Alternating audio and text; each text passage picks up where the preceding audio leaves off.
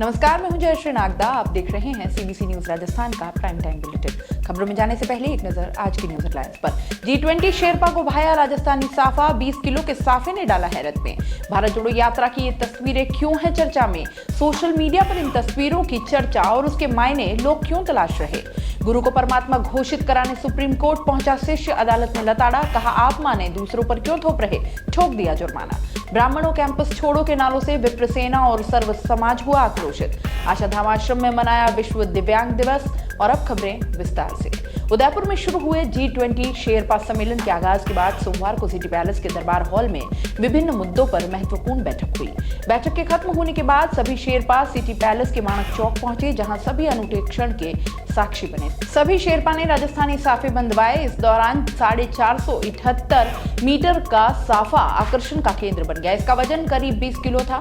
साफा पहने सभी शेरपा ने इस 20 किलो वजनी साफा के साथ फोटो खिंचवाए।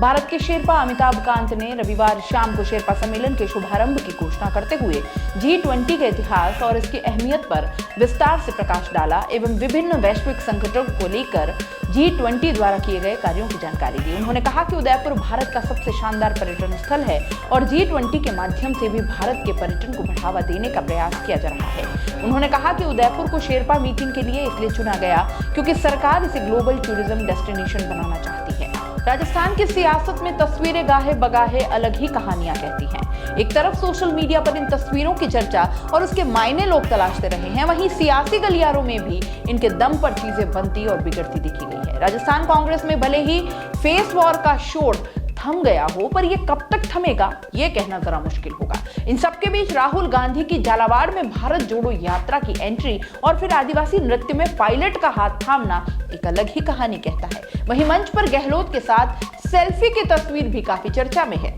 अभी तक लोगों के जहन में सवाल जो है वो जस का तस है। भारत जोड़ो यात्रा के 520 किलोमीटर के सफर में अधिकांश हिस्सा पायलट के प्रभाव वाला है और इस हिस्से में गुर्जर और मीणा का एक बड़ा वोट बैंक है। राजस्थान में 2018 के विधानसभा और 2019 के लोकसभा चुनाव के दौरान लोक नीति और CSDS पोल सर्वे की रिपोर्ट में यह बात सामने आ चुकी है कि सचिन पायलट के नाम पर 2018 के विधानसभा में मिले वोट का 1/4 2019 के लोकसभा चुनाव में बीजेपी में शिफ्ट हो गया था।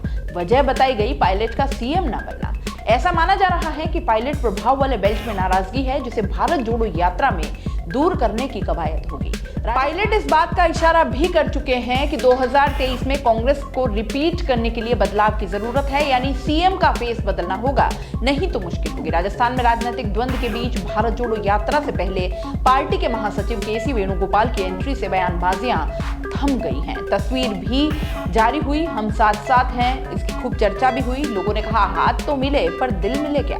इससे पहले मध्य प्रदेश में भारत जोड़ो यात्रा के दौरान सचिन पायलट की एक तस्वीर खूब चर्चा में रही। इस तस्वीर में वो राहुल गांधी और प्रियंका गांधी के साथ मुस्कुराते हुए नजर आए। इस वक्त तक राजस्थान कांग्रेस में बयानबाजियों का माहौल था। ऐसा माना जाने लगा कि अब आलाकमान पायलट की तरफ दिखता नजर आ रहा है। वहीं दिव्या मदेरणा और राहुल गांधी की एक तस्वीर की सियासत में भी अलग से ही चर्चा रही।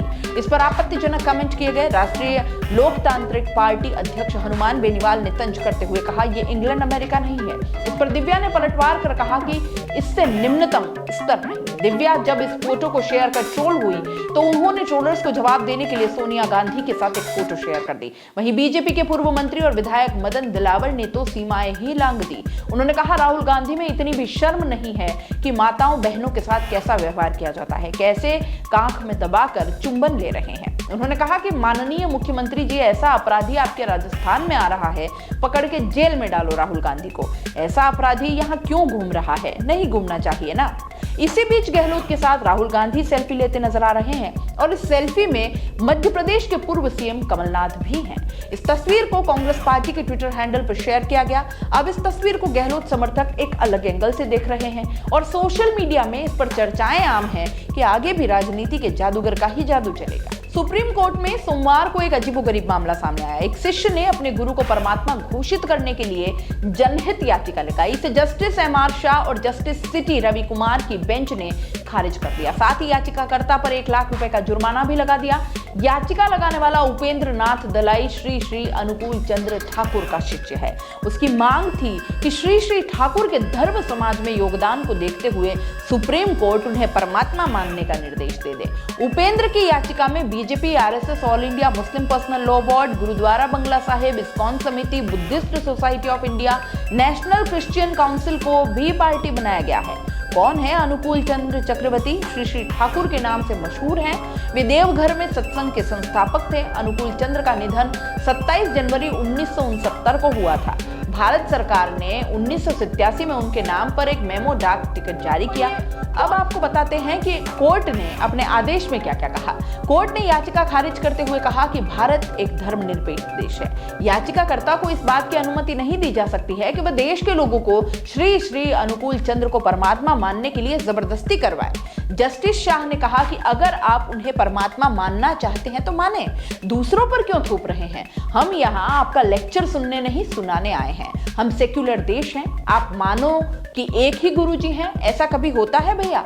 सबको पूरा अधिकार है इस कंट्री में, जिसको जो धर्म मानना है माने। शिष्य की दलीलों के बाद कोर्ट ने इस याचिका को जनहित में नहीं पाया, इसलिए उस पर 1 लाख का जुर्माना भी लगाया। उपेंद्र की जुर्माना नहीं लगाने की गुजारिश पर जस्टिस शाह ने कहा कि हमने तो कम जुर्माना लगाया, किसी को अधिकार नहीं कि जनहित याचिका का दुरुपयोग करे। अब लोग ऐसा याचिका लगाने से पहले कम से कम 4 बार जरूर सोचेंगे। यह जुर्माना 4 हफ्तों के भीतर सुप्रीम कोर्ट रजिस्ट्री में जमा कराने का आदेश भी दिया गया है। डरा धमकाकर या लालच देकर धर्म परिवर्तन को सुप्रीम कोर्ट ने गंभीर मामला बताया है। सोमवार को एक याचिका पर सुनवाई के दौरान कोर्ट ने कहा कि जबरन धर्मांतरण न सिर्फ धार्मिक स्वतंत्रता के अधिकार के खिलाफ है, बल्कि देश की सुरक्षा के लिए भी खतरा हो सकता है।